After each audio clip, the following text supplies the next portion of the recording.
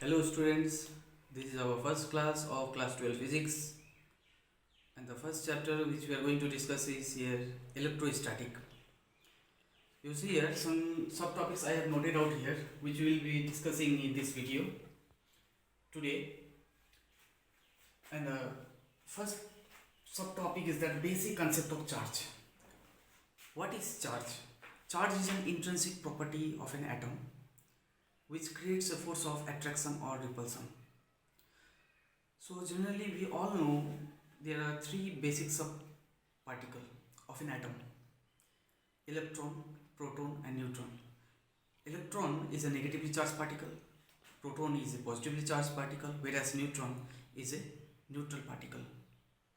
And also there are new particle which recently has been discovered, that is called quark.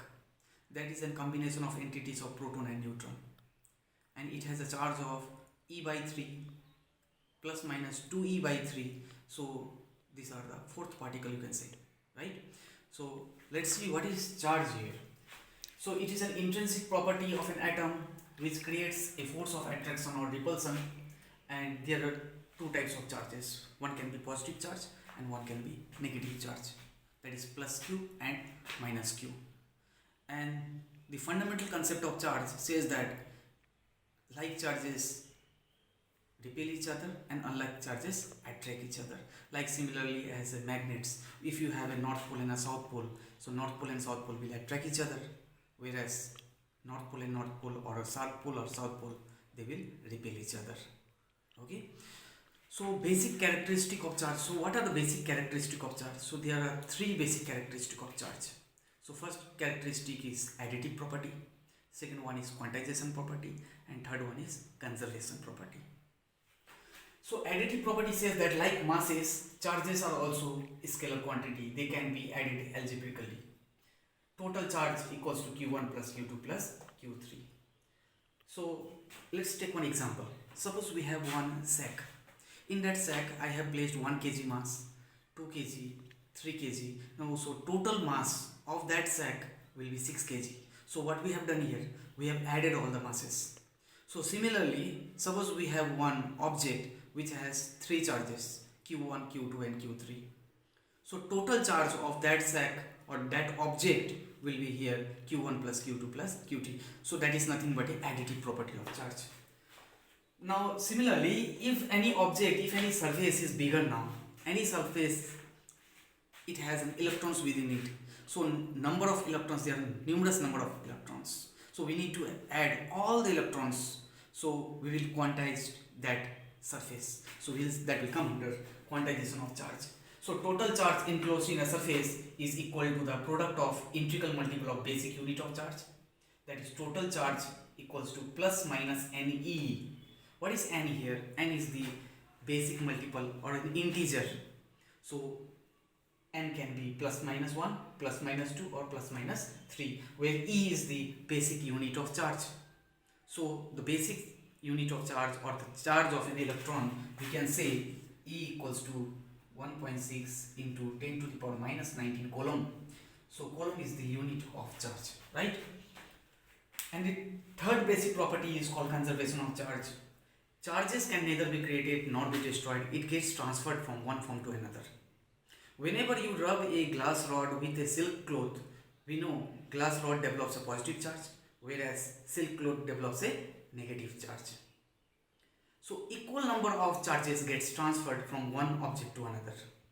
So similarly, if you rub an ebonite rod with a fur, ebonite rod develops a negatively charged, whereas fur develops a positively charged. So total number of charges transferred are equal. So this comes under conservation of charge. So the next subtopic is the electrostatic induction. So what is electrostatic induction here? Well, let's see. So temporary electrification of an object. When a charged body is brought near an uncharged body, the near end develops the opposite or unlike charges, or further end develops like charges. So here what we have done actually, when a glass rod which is positively charged after rubbing with the silk cloth, and when we bring that glass rod near a neutral body, So when we bring a positively charged, the near end, it has been seen that it develops a negative charge. That means positive charge is attracting the negative charges, and positive charge is repelling the like charges, that is a positive charge. So in near end we develop it develops negative charge, and further end it develops positive charge. Similarly, in other case, if you see, if you bring an ebonite rod rubbed with a fur, that means ebonite rod will develop a negative charge. So when a negative charge is brought, suppose this is a negative charge, this is an ebonite rod, ebonite rod. So if you bring a negatively charged rod to a neutral body, so near end it will develop a positive charge, and likewise the further end will develop a negative charge. Okay, so this was the condition when we bring in oppositely charged particles. So here in this case we have brought a positively charged glass rod. So as we have brought a positively charged, so near end will be negatively charged and further end will be positively charged. And the same charged body, now if we connect with a ground, now we will earth end here, then all the positive charge will go to the ground and we'll remove that glass rod. We'll find that now this neutral body has been charged. Now it is of charge of negative, and this negative charge is being placed on an insulator, so the charges will not flow through this stand, only the positive charge will get diminished here in the ground. We have Coulomb's law of forces, or generally it is also termed as Coulomb's law of electrostatic. So according to Coulomb's law of electrostatic, the force of attraction or repulsion between 2 point charges is directly proportional to product of two charges and inversely proportional to square of distance between them. You see here, suppose we have two charges q1 and q2. So one is positive charge and one is negative charge. Definitely there will be a force of attraction. Now if you consider q1 as positive charge and q2 is also a positive charge, so there will be a force of repulsion. So this force can be easily calculated by Coulomb's law of forces. So total force existing between two stationary charges is directly proportional to product of two charges, that is multiplication of two charges, and inversely proportional to square of distance between them. This proportionality sign will give you 1 by 4 pi epsilon naught. So this is a k. So value of k is 9 into 10 to the power 9 Newton meter square per Coulomb square. In this constant, you see there we have epsilon naught. So epsilon naught is the permittivity of free space. It also has a value that is 8.85 into 10 to the power minus 12 Coulomb square per Newton meter square. Okay, so what is epsilon naught actually? You see, 2 point charges, two stationary charges where there is a force of attraction or repulsion, they are in air or vacuum. Okay, so when the point charges are kept in air or vacuum, so we calculate in terms of epsilon naught, that is permittivity of free space. But when the point charges, either positive charge or negative charge, when they are placed in some other medium apart from air or vacuum, so then the force existing between them will also get changed. So that means it depends upon epsilon naught. So whenever the medium gets changed here, so this epsilon naught will become ER, which is equals to K epsilon naught. Okay, so where K is called dielectric constant. So K is the dielectric constant here. So K, sometimes it is also called epsilon R, where epsilon R is the relative permittivity. So when two charges were kept apart from air, as already I have told, if it is in water, so we'll consider the value of K is 81, and if it is air or vacuum, it will be 1. And for metals, if both the charges are in a certain metals, so dielectric constant will be 1, or the infinite, that K will be infinite here. So in case of metals, Coulomb's law in vector form. Now here we have two charges, that is q12 and q21. You see in the subscript I have written 1 2 and 2 1. So q12 means force on charge 1, and when I write q21, that is force F1 and F21, means force on charge 1 due to charge 2. Similarly, in charge 2, force on charge 2 due to charge 1. So here you see two forces I have written, that is F12 and F21. Two charges here, and it is based upon two forces are based upon two charges.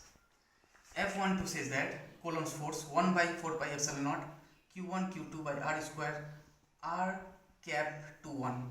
Now this R cap 21 is the unit vector. That means force which is exerted on Q1, that is due to Q2, and that charge, that force is approaching from charge 2. So we say here R21, right? That is R cap 21, that is the unit vector. Similarly, F21 means here force on charge 2 due to charge 1, and the force is approaching from Q1 side. So if you see in the diagram, the force which is coming from Q2, that is Q21 towards Q1, and the unit vector which is towards Q2 is R12. So this is the unit vector, and in class 11 we know any unit vector that is given by vector by mod of R. Okay, so let's see here. So force on charge 1 due to charge 2 is given by 1 by 4 pi epsilon naught Q1 Q2 by R square, that is R cap 21. And similarly, force on charge 2 due to charge 1 is 1 by 4 pi epsilon naught Q1 Q2 by R square and R12. If you consider this one as equation number 1, equation number 2, and we will substitute, you see both the unit vectors are opposite to each other. So that means R21 equals to minus of R cap 12. Now substituting this value of R21 in equation 1, in place of equation 1, you see I have substituted this value. So in place of R21 I have substituted here, so minus sign is coming front, and this equation is nothing but equation number 2. So from equation 1 and 2 we can say that force on 1 due to 2 equals to minus of force on 2 due to 1. That means both the forces are opposite to each other, they are acting opposite to each other, and the vector form of Coulomb's law is 1 by 4 pi epsilon naught Q1 Q2 by R cube into R vector, because here that R unit vector, the unit vector has changed to R by R cube. So in electrostatic, Coulomb's force is always considered as here conservative force, or the electrostatic force is also considered as central forces. They can consider as conservative also, they can consider as central force also. Conservative force because they don't depend the path between the two charges, and central force because the force acts parallel the line joining between the centers of two charges.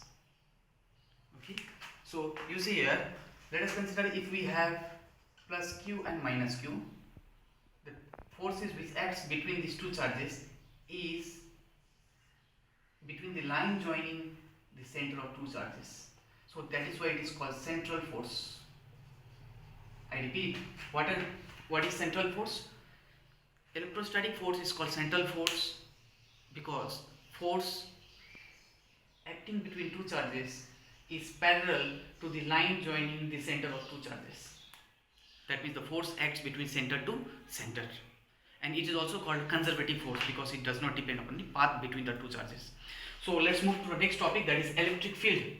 The space in the surrounding of any charge in which its influence can be experienced by other charges is called electric field. In the simpler words, if you say, suppose we have a plus q charge and it is creating an influence around it.